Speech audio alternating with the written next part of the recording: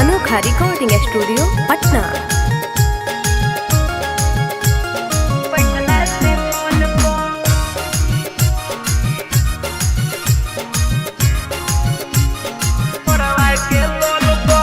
गदा में न छोड़ी तोर तकिया के खोल पो।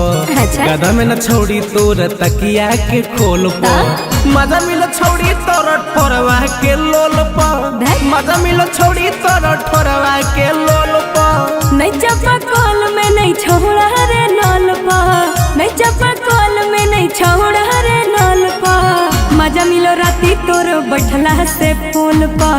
मजा मिलो राती तोर बैठला से फोन पा। मजा मिलो राती तोर बैठला से फोन पा।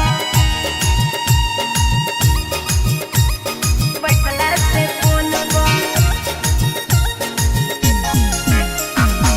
मजा मिलो छोड़ी तोर ठोरवा के लोल पो। बैठला से फोन पा।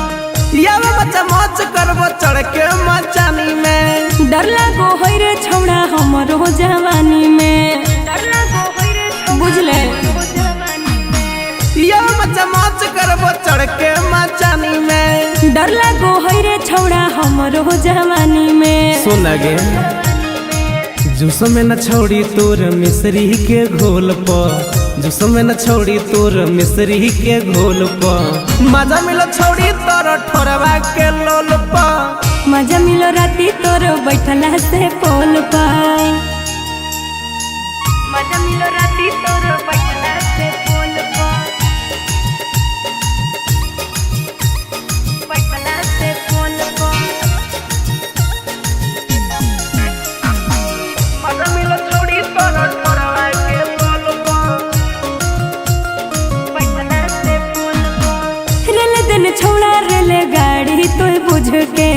खेले तो नची भरी अपन मोगी समझ के। पाते हो सुन गे रेल दिन छौड़ा रेल गाड़ी तो बुझ के।